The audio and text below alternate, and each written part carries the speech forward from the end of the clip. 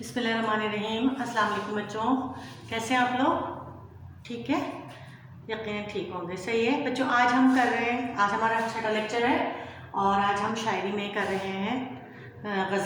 غزل میں ہم فیض احمد فیض کی غزل پڑھ رہے ہیں۔ ویسے تو ہم نے غزلیات ساری پڑھ لی ہیں جو ہمارے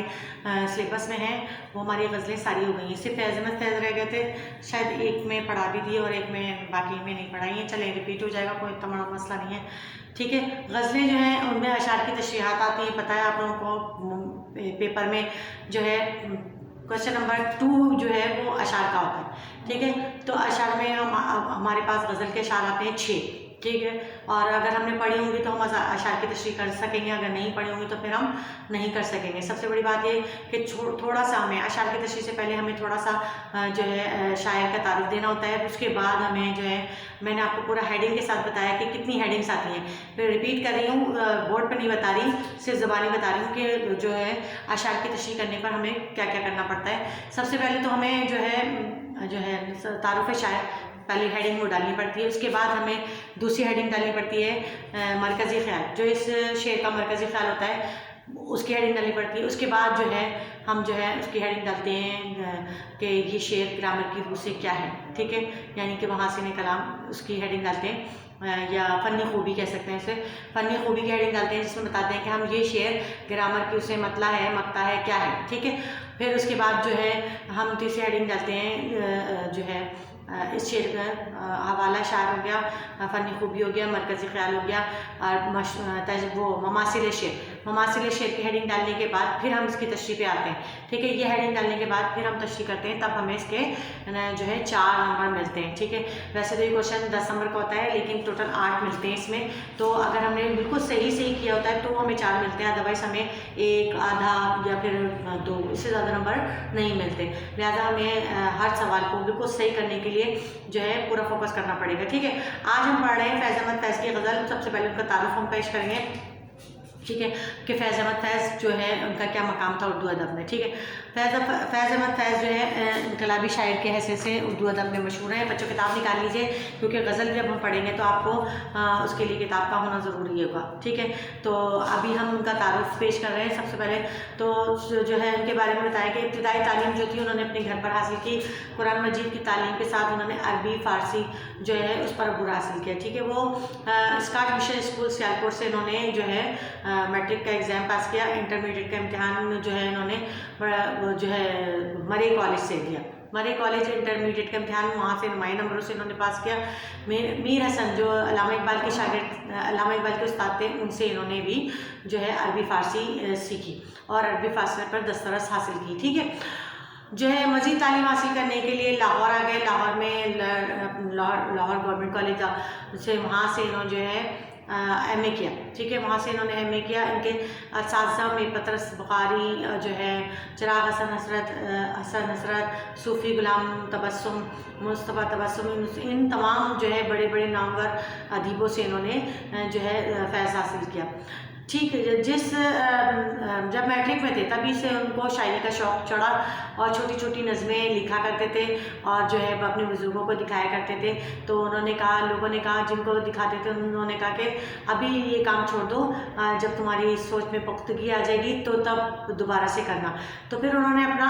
اس کو تھوڑا سا سائڈ میں کر کے اپنی تمام توجہ جو تھی وہ اپنی تعلیم پر لگائی، ٹھیک ہے، اور شاعری کو ترک کر دیا۔ اور جو ہے مرے کالج کے پروفیسر سلیم چشتی جو اردو کے بھی پروفیسر تھے، انہوں نے ان کو شاعری کی ابتدا کروائی اور وہاں پر انہوں نے ان کو کہا کہ فی الحال ابھی جو ہے شاعری کو ترک کر دو اور جو اپنی تعلیم پر فوکس کرو۔ تو انہوں نے پھر اس کو چھوڑ دیا۔ پھر انہوں نے جب وہاں پر جب انٹرمیڈیٹ میں آئے، جب انہوں نے چھوٹے سے مشاعرے میں اپنے اشعار پڑھے تو وہاں پر بڑی داد ملی۔ پھر ان کو پروفیسر سلیم نے ان کی ہمت افزائی کی اور ان سے کہا کہ تم جو ہے اچھے شاعر بن سکتے ہو، لہٰذا اسے جاری رکھو۔ تو انہوں نے اپنا یہ عمل جاری رکھا۔ لاہور میں انہوں نے جن اساتذہ سے تعلیم حاصل کی ان میں جو ہے امتیاز علی تاج تھے، حفیظ جالندھری، اختر شیرانی، ان سے بہت کچھ، ان کی صحبت سے انہوں نے بہت کچھ سیکھا۔ جب تعلیم سے فارغ ہو گئے اور ایم اے کالج کر چکے تو انہوں نے کیا کیا، انہوں نے امرتسر میں انگریزی کے پروفیسر جو ہے لیکچرر جو ہے تقرر ہو گیا ان کا۔ یہاں ان کی ایک انگریز لڑکی ایلس سے ملاقات ہوئی جو ان کی زندگی کی شریک حیات بن گئی، اور فیض احمد فیض کا پہلا مجموعہ کلام جو تھا نقش فریادی 1939 میں 1939 کو جو ہے شائع ہوا۔ پاکستان کے وجود میں آنے کے بعد جو ہے پھر صحافت میں کود پڑے، ٹھیک ہے، اور پاکستان ٹائم کے مدیر بنے، روزنامہ امروز کی ادارت سنبھالی۔ 1951 میں جو ہے سازش کے الزام میں ان کو، بغاوت کے الزام میں ان کو گرفتار کر لیا گیا، اور اسیری کے دوران جب یہ وہاں پر قید تھے اسی دوران جو انہوں نے ایک مجموعہ کلام لکھا تو اس کا نام تھا زندان نام، ٹھیک ہے۔ اچھا، وہاں سے آئے کے بعد جب کراچی آئے تو کراچی میں اسلامی کالج کے پرنسپل بنے۔ پھر ادبی خدمات جو تھے ان کے عوض روس گورنمنٹ نے ان کو 1960 میں لینن امن عالم کا ایوارڈ سے نوازا، ٹھیک ہے۔ اب یہ جو ہے انہوں نے اس کے علاوہ یادگار غالب کے صدر بھی رہے، ٹھیک ہے۔ وزارت تعلیم میں بحیثیت مشیر کے انہوں نے خدمات انجام دی۔ صحیح 1984 میں جو ہے لاہور میں ان کا انتقال ہو گیا، اور وہیں کے ماڈل قبرستان میں یہ وہاں پر دفن ہے، ٹھیک ہے۔ یہ تھی ان کا چھوٹا سا مختصر سا تعارف۔ ان کی تصانیف میں نقش فریادی جو ہے، اور نقش فریادی ہے، اور زندان نامہ ہے، دست صبا ہے، دست تحسنگ ہے، سیر وادی ہے، شام کا شہر یارا، میرے دل میرے مسافر، غبار ایام، تنقیدی مضامین مجموعے کا نام تنقیدی مضامین کے مجموعے کا نام جو ہے ان کا میزان ہے، ٹھیک ہے۔ انہوں نے جو ہے بہت سارے جو ہے وہ کہ نقش فریادی جو ان کا جو مجموعہ ہے اس کی پہلے حصے کی نظم جو ہے جس کا عنوان ہے مجھ سے پہلی سی محبت میرے محبوب نہ مان، یہ تو بہت مشہور ہے، آپ نے سنا بھی ہوگا، یہ ہماری جو شاعرہ جو ہے گلوکارہ انہوں نے گائی بھی ہے، مجھ سے پہلی سی محبت میرے محبوب نہ مان، تو یہ بہت مشہور غزل ہے ان کی، ٹھیک ہے۔ یہ تھا آپ کے لیے شارٹ سا مختصر سا فیض احمد فیض کا تعارف، ٹھیک ہے۔ اب ہم ان کے اشعار کی تشریح، ان کی غزل پڑھیں گے اور اس کے اشعار کی ہم تشریح کریں گے، ٹھیک ہے۔ تو بچوں نکال لیجیے کتاب۔ دیکھیے ان کا بڑی زبردست ان کی نظم ہے، ہم پرورش لوح قلم کرتے رہیں گے جو دل پر گزرتی ہے رقم کرتے رہیں گے، ٹھیک ہے۔ یہ شاعری کی روح سے یہ پہلا شعر کیا کہلاتا ہے بچوں کو پتہ ہے نا آپ لوگوں کو، پہلا شعر مطلع کہلاتا ہے، ٹھیک ہے۔ اور یہ پہلا شعر ہے، اسے مطلع کے معنی کسی بھی غزل کا آغاز ہونا، ٹھیک ہے۔ اب انہوں نے کہا کہ یہ لوح قلم کرتے رہیں گے، لوح کہتے ہیں تختی کو، قلم کرنا یعنی لکھنا، ٹھیک ہے، رقم کرتے رہیں گے یعنی لکھنا لکھانا، کہہ رہے ہمارے اوپر جتنے بھی ہم پر جتنے بھی ظلم و ستم ہوئے، جتنے بھی ہمارے ساتھ پریشانیاں، جتنی بھی مصیبتیں ہم نے کاٹی ہیں، جو بھی ہمارے ساتھ حالات رہے، ان سب کو ہم ایک کتاب کی شکل میں جو ہے تختی کی شکل میں لکھتے رہیں گے، تاکہ آئندہ آنے والی نسلوں کو پتہ چلے کہ ہم نے جو ہے اتنی آسانی سے جو ہے وطن حاصل نہیں کیا، اس کے لیے ہم نے کیا کیا قربانیاں دی ہیں، ٹھیک ہے۔ اسباب غم عشق بہم کرتے رہیں گے، اسباب غم عشق بہم کرتے رہیں گے، ویرانی دوراں پہ کرم کرتے رہیں گے، ٹھیک ہے۔ اس میں یہ کہہ رہے ہیں شاید بہم کہنا، وہم کا مہیا کرنا، ٹھیک ہے، محبت کا غم۔ اب کہہ رہے اسباب کہتے ہیں سبب کی جمع، یہ شعر گرامر کی روح سے حسن مطلع ہے، سیکنڈ شعر جو ہے گرامر کی روح سے حسن مطلع کہلاتا ہے، ٹھیک ہے۔ اب اس میں کہہ رہے ہیں کہ ہمارے اوپر جتنے بھی ہم دکھ آئے، تکلیف آئے، اور ہم نے جتنی بھی پریشانیاں، مصیبتیں جو ہے تکلیفیں کاٹیں، ہمارے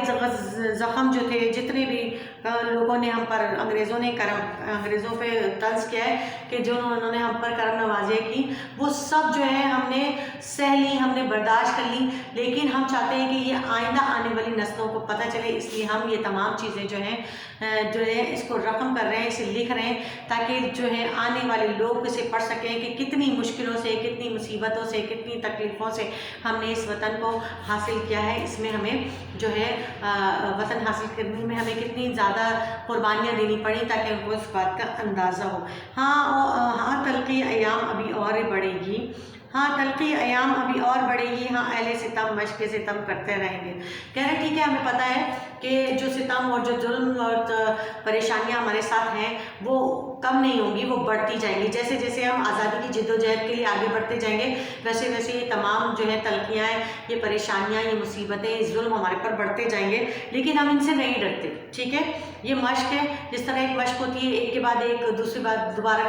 کرتے ہیں، اسی طرح جو ہے یہ ہم پر مشق کرتے رہیں، ہمیں اس کی پرواہ نہیں ہے، لیکن ہم جو ہے اپنے آزادی کا جذبہ یا ہم اپنی جو ہے جد و جہد اس کو ہم روک نہیں سکتے، ہم اسے نہیں روکیں گے، اس لیے جاری اور ساری رہے گی، چاہے یہ ہم پر کتنے بھی ظلم کر لیں، کتنا بھی ہمارے ساتھ برا کر لیں، لیکن ہم یہ جو ہے سب کچھ برداشت کرتے رہیں گے۔ منظور ہے تلخی ستم ہم کو گوارا، دم ہے تو مداوائے علم کرتے رہیں گے۔ مداوائے علم یعنی کہ اس غم کا علاج، ٹھیک ہے، کسی بھی چیز کا علاج مداوا کہلاتا ہے، ٹھیک ہے۔ اب کہہ رہے ہیں ٹھیک ہے ہمیں منظور ہے تمام تلخیاں، تمام ظلم، تمام ستم، ہم جو ہے جو یہ ہمیں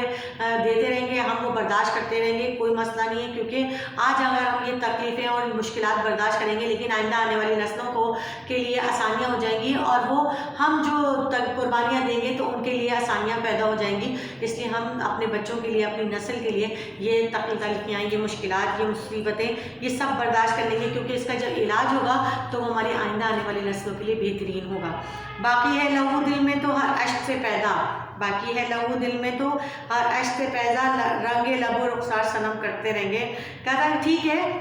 جتنے بھی ہمارے دل میں، ہمارے جسم میں خون ہے، جتنے بھی ہماری آنکھ میں آنسو ہے، ہر چیز، ہماری اپنی ہر چیز جو ہے اس قربانی کے لیے تیار ہے، چاہے وہ کچھ بھی ہو اور کسی طرح سے بھی ہو، چاہے وہ جسمانی ہو چاہے وہ مادی ہو، ہم ہر طریقے سے اپنے جد و جہد کو جاری اور ساری رکھیں گے، ڈرنے والے نہیں ہیں، ڈریں گے نہیں، پیچھے نہیں ہٹیں گے، اور اپنی آزادی کو ایک دن حاصل کر کے رہیں گے۔ ایک طرز تغافل ہے سو ان کو مبارک، ایک عرض تمنا ہے سو ہم کرتے رہیں گے۔ دیکھیں یہ آخری شعر جو ہے مقطع، عموماً جو مقطع ہوتا ہے آخری شعر کہلاتا ہے غزل کا، لیکن اس میں شاعر اپنا تقلص بھی استعمال کرتا ہے، لیکن اس میں اگر تقلص نہیں ہے تو آپ یہ نہیں سوچے گا کہ یہ مقطع نہیں ہے، نہیں یہ مقطع ہی ہے، لیکن اس میں شاعر نے اپنے آپ سے مخاطب ہو کر کچھ نہیں کہا، نہ انہوں نے تقلص استعمال کیا، لیکن بہرحال یہ مقطع ہے۔ اور انہیں تغافل کہتے ہیں غافل ہونا، غفلت کا انداز، یعنی کہ کہہ رہے ٹھیک ہے جو ہم سے غفلت برتتے ہیں، جو ہم سمجھتے ہیں کہ وہ غفلت برت کے ہمارے ساتھ برا سلوک کر کے جو ہے وہ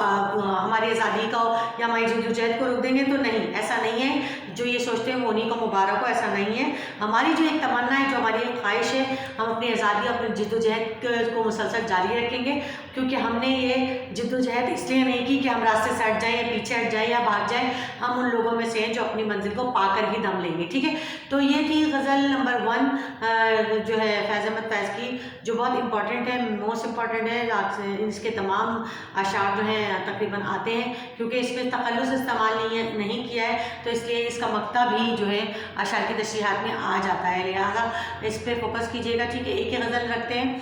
ٹھیک ہے، اگر موقع ملا تو دوسری غزل بھی پڑھ لیں گے، ابھی یہاں تک ہی رکھتے ہیں، لیکن بچوں آپ لوگوں نے بہت محنت سے، بہت توجہ کے ساتھ ایک ایک اشعار کی تشریح کو سمجھنا ہے اور کرنا ہے، اور جو ہے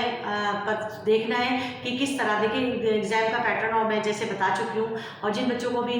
سمجھ نہیں آیا ہے تو میرے اسٹارٹنگ کے لیکچر دیکھ لیں، اس میں نے اشعار کی تشریحات بتائی ہیں مکمل طریقے سے، ٹھیک ہے، کس طرح سے تشریحات کی جائیں گی، یا پھر میں ابھی جب ریویژن کرواؤں گی تو اس میں آپ کو بتا دوں گی، ٹھیک ہے۔ تو تھوڑا سا انتظار کر لیجیے، باقی جو ہے اشعار کی تشریح کو سمجھ لیجیے، بار بار میرے لیکچر کو سنیے تاکہ آپ کو اشعار کی تشریح اور شاعر کا تعارف سمجھ میں آ جائے۔ دیکھیں اکثر بچے یہ دھوکہ کرتے ہیں کہ جو ہے کہ تمام شاعر ایک جیسے ہوتے ہیں، تمام نثر نگار ایک جیسے ہوتے ہیں، کسی کا بھی کسی میں لکھ دو، نہیں، ایسا نہیں ہے، ہر شخص دنیا میں الگ الگ ہے، اس کی اپنی ایک انفرادی شخصیت ہے، ٹھیک ہے، اور کسی کے بارے میں کسی کا میچ کرتا ہے تو چلو 2-3 باتیں میچ کر دیں گے، اس سے زیادہ نہیں، لہذا سب کے بارے میں الگ الگ کس نے کس طرح لکھا، کس کا کیا طریقہ کار تھا، تو آپ ایک ہی میں میچ نہیں کر سکتے۔ اگر آپ سوچیں کہ آپ خواجہ میر درد کا جو کلام پہ تبصرہ ہے تو آپ میر تقی میر کے کلام پر تبصرہ لکھ دیں، نہیں، ایسا نہیں ہے، پاسبل نہیں ہے، اور جو لوگ ایسی گڑبڑیں کرتے ہیں اور سمجھتے ہیں کہ اس کے نمبر مل جائیں گے، تو ایسا نہیں ہوتا بچوں، ٹھیک ہے، ایسا نہیں ہوتا، اور جو ہے جس کے بارے میں ہوتا ہے اسی کے بارے میں لکھا جاتا ہے تو نمبر دیے جاتے ہیں، اور جب آپ پڑھیں گے نہیں، آپ کو پتہ ہی نہیں ہوگا کہ فیض احمد فیض تھے کون، فیض احمد فیض نے کس طرح کی شاعری کی ہے، فیض احمد فیض کا उर्दू अदब में क्या मकाम है, तो बेटा आप नहीं लिख सकते। लिहाजा थोड़ा बहुत पहले समझ लीजिए। देखिए जब आप समझ लेंगे ना तो आपको बेशक आप एग्ज़ाम के दौरान भी याद भी ना करें, लेकिन आपको समझा हुआ होगा ना तो आपको याद आ जाएगा और आप उनके बारे में लिख सकेंगे। ठीक है, तो बच्चों कोशिश कीजिए कि इनका तारुफ जो मैं काम आपको समझा रही हूँ, क्योंकि हम ज़ाहिर सी बात है अब आप लोग इस क्लास में तो है नहीं जो मैं आपका काम भी चेक करूँ और देखूँ कि आप लोगों ने अशार की तशरीहात की हैं कि नहीं की हैं, या शायर का तारुफ लिखा है कि नहीं लिखा। तो ये काम आपका घर पे बैठ के करने का है, जिससे आप खुद रोज़ाना अगर रोज़ाना रोज़ की बुनियाद पे करेंगे तो बच्चों कोई शक नहीं कि आपके पेपर में आपके बहुत अच्छे मार्क्स आए। इसलिए जिस दिन का काम आपको बताया जाता है कुछ भी नहीं करना, आपको बैठ के सिर्फ़ और सिर्फ जो मैंने अभी आपको तारुफ समझाया है शायर का, वो तारुफ लिखना है। ठीक है, अशार की तशरीह सिर्फ और सिर्फ अशार की तशरीह का पैटर्न देख लीजिए कि किस तरह से तशरीह आपको करना है, कौन कौन सी हेडिंग्स उसमें आती हैं, वो आपको लिखना है। रजिस्टर आपके पास है, उस पर आप मेंशन करते जाइए। जब आपके पेपर्स के दिन आएंगे तो आपको बहुत आसानी के साथ जो है वो तमाम चीज़ें आपके पास मौजूद होंगी। सिर्फ और सिर्फ आपको एक नज़र देखना होगा। अगर आपने पहले से समझा होगा तो फिर उसमें याद करने की, रट्टा लगाने की भी ज़रूरत नहीं पड़ेगी। ठीक है, आज का लेक्चर यहीं तक रखते हैं। मिलते हैं अगले लेक्चर पे। अल्लाह हाफ़िज़।